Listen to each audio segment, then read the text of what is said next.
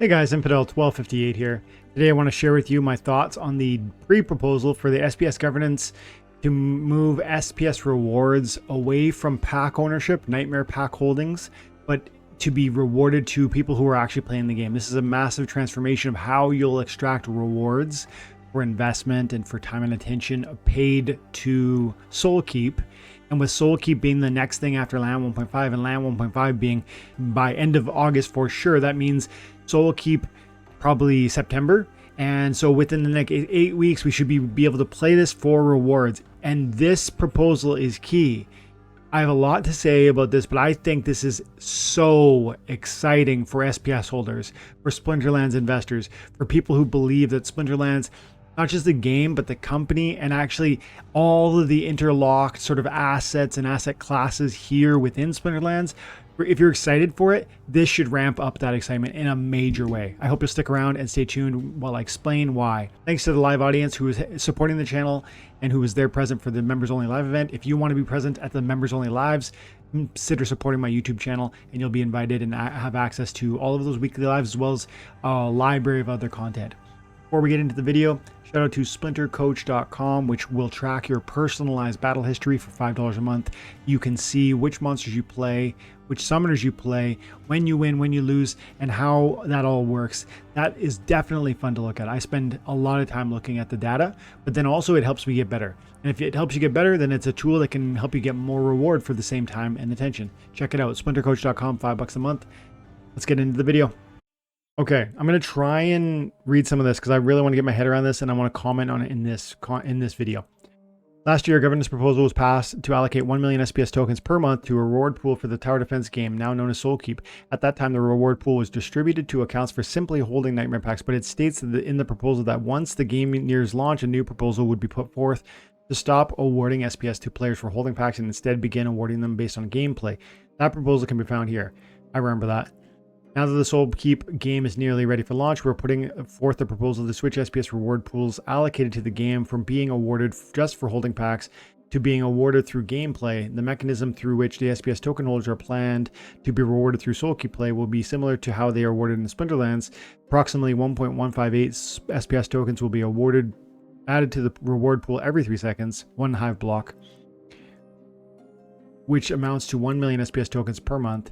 Every SoulKeep battle will award a player a certain number of reward shares based on the number of factors, including how many waves they've completed, what league they're in, etc., and how much staked SPS they have delegated to the SoulKeep. The amount of reward shares earned for the player for that battle will be compared to the amount of to the total amount of reward shares earned from all battles over the past 24 hours, and that percentage of the current. I get it already. I don't need to read the rest of this. What they're saying is that you will receive a proportion of the possible rewards available based on how well you play, how long you play, and how much SPS you have staked on your account. And the SPS staked specifically to SoulKeep. Want to see that. Finally, there's a reward share multiplier based on the amount of SPS the player has staked on SoulKeep. So this is like a multiplier very much like the one we just recently saw with regard to the staking mechanics on Splinterlands. If you are playing in League 10 and you want a 12x multiplier, you need to have 1.5 million SPS staked specifically for your SoulKeep play. And if you want like an 8x I have about a 10x multiplier on Splinterlands and I'm in Diamond, so you know I'm in like this range-ish is what I am on the Splinterlands.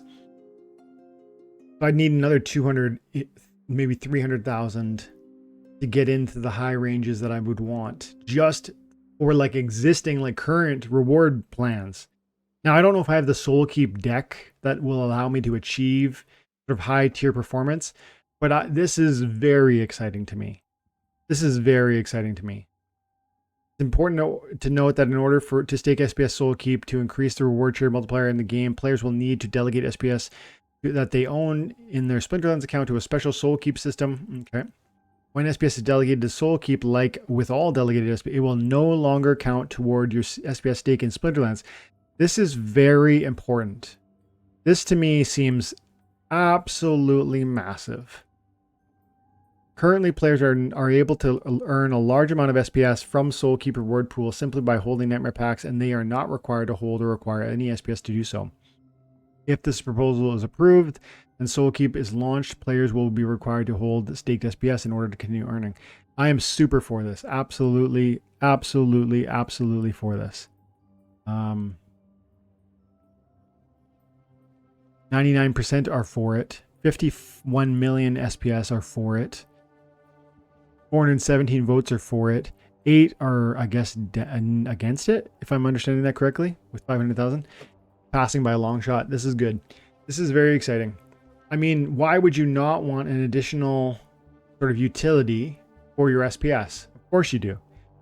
And I've articulated across a number of videos, and I stand by it, that SPS, there's not nearly enough of it. People say there's too much SPS. Based on what? Like, who are you? How do you have enough SPS when you rank battle? Are you getting 12x multipliers for your rank battle rewards? Is anybody, like, I mean, 10 people in the game are getting enough, and 50,000 others don't have enough? That's a massive deal. And people talk about, like, there's too much SPS, it'll never appreciate. Not only did I just tell you that there's not enough for the players that exist, what about the players that come?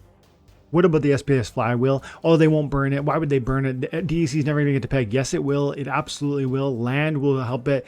Every other initiative we talked about will help it. Once DEC's at peg, those liquidity pools and any appreciation on the SPS, you're going to see those liquidity pools become meaningful, attracting outside investment. They're not going to waste their time buying DEC to enter into these pools to earn 15 or 30% or 60% APR, which it will be as SPS price appreciates. They're going to buy SPS, burn it, create the DEC, and enter into the pool to receive these crazy rewards. That flywheel will be used, and it will draw SPS prices higher and higher and higher. And there's not nearly enough SPS. This talk of how there's too much, the market cap can never reach, there's far too many coins. They don't understand what this game is, that it's desirable, future models for potential growth, how bull market FOMO works, and even maybe they don't even understand the flywheel. Like in my mind, you have to be totally, inattentive to what the power of this is. You don't understand the revolutionary element of what Splinterlands and blockchain-based NFT, sort of the rewarding element of a video game, that it rewards you for your time and attention. You don't understand that if you think things like SPS can never appreciate past 2 cents. The flywheel will never work. DEC will never return to peg. And then we come along and we say, well, SoulKeep looks exciting. And lots of people have tested it already. You've seen videos of it. It looks cool. They're going to have a player base. I'm going to be part of it. It's not a question of whether it's a game that works or if it's a game that's fun. It's proven to be fun and work. We're just waiting for that final launch. And so there will be SPS sync into that. And it has to be, okay, it's not deleted. It's just staked. So that doesn't bring the total tokens down. Okay, that's true. But when it gets locked up, if those rewards are meaningful because SPS price is peaking because of the reasons I just laid out, why would one wonder or doubt that SPS will get locked into those accounts, staked, and left there, period? Why would you doubt that? SPS going from 2 cents to 5 to 10, which to me is so plausible because of all the reasons I articulated, because of all the demand I articulated, because of the future growth in the game and the games that rely on these tokens, the interconnected nature between these video games, because there is, like I talked about earlier, Splinter Forge puts utility to your cards that you have in another way where it gives you Forgium and opportunities to earn more DEC as you sell these tokens into other things. And SoulKeep's going to do that too. We've heard about how you can stake monsters into it. Now you're going to be a sort of an SPS connection where you're needing to stake SPS.